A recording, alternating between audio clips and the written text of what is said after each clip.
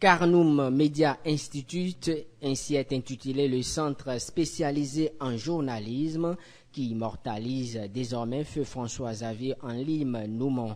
La nouvelle a été rendue publique à l'occasion de la journée hommage professionnel rendue aux journalistes décédés le 22 juillet 2024 des suites d'un accident de la circulation.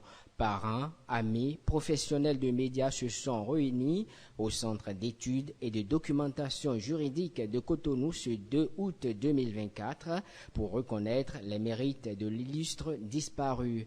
Carnoum en abrégé pour signifier Carlos et Noumon, ceci en hommage à Jérôme Carlos et François-Xavier en Lime Noumon, à en croire le directeur de E-Télé, initiateur du projet. Ces deux professionnels de médias qui ne sont plus de ce monde ont des points en commun. Il a une fille de 3 ans. Pourquoi, si elle, dans 10 ans, on ne lui dirait pas que son papa, quand il va regarder ce centre, Carnoum Media Institute, il va dire, il va voir la photo de son papa, on dira oui, c'est ce qu'il fut, un homme de culture, un journaliste, dévoué au développement, à la diversité et à la paix.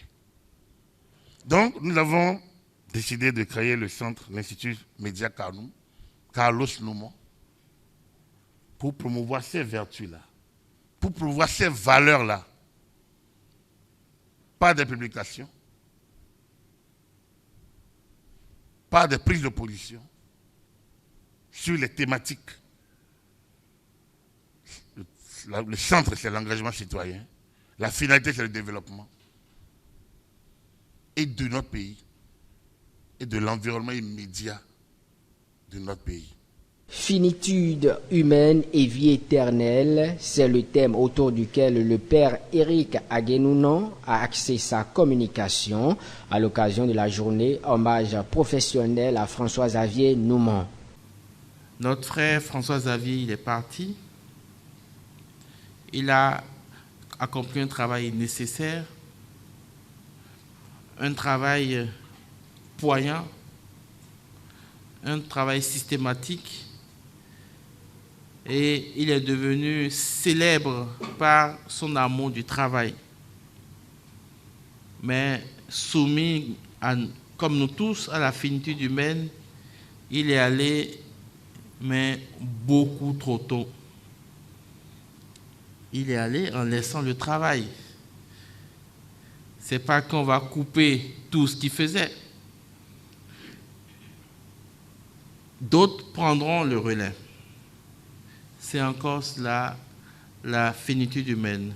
Un travail inachevé par nous, mais un travail continu à travers l'œuvre de chacun de nous en tant qu'être limité, en tant qu'être fini.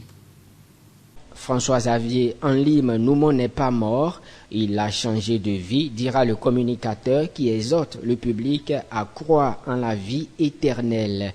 Le député Orden Aladati, qui était présent sur les lieux, encourage le personnel de E-Télé à aller de l'avant malgré la douleur. Et c'est le jour où ils sont venus faire hommage à M. Serge Nobillon, qui m'a donné l'information des circonstances. J'étais convaincu qu'il venait du boulot et qu'il a eu un accident. Et ça m'a beaucoup attristé, de dire qu'il est mort pour ça. Et c'est quand on m'a dit les circonstances de sa mort que j'ai été soulagé, au fait. J'ai été soulagé, simplement. Voilà. Donc, je crois que c'est un professionnel. Après, on m'a dit qu'il n'était même pas journaliste au départ, qu'il n'a pas appris le journalisme, mais son professionnalisme est marquant, son esprit d'équité, c'est frappant, et son don de soi pour ce qu'il aime faire, le boulot, son boulot. Voilà, donc je tenais à passer et à vous dire du courage. Et je vois comment cela peut affecter le directeur, qui est un ami personnel. Je voudrais dire du courage à vous.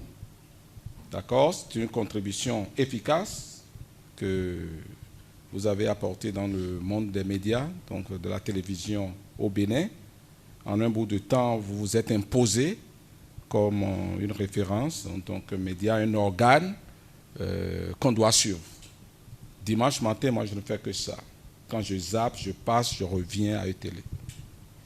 Ouais. Donc, je me devais de faire ce témoignage-là. Et je suis passé, vous dites du courage et que le travail continue. Le public ayant fait le déplacement du côté du Sidige a eu droit à plusieurs tableaux culturels à l'occasion de cette cérémonie d'hommage qui a démarré par une prière musulmane.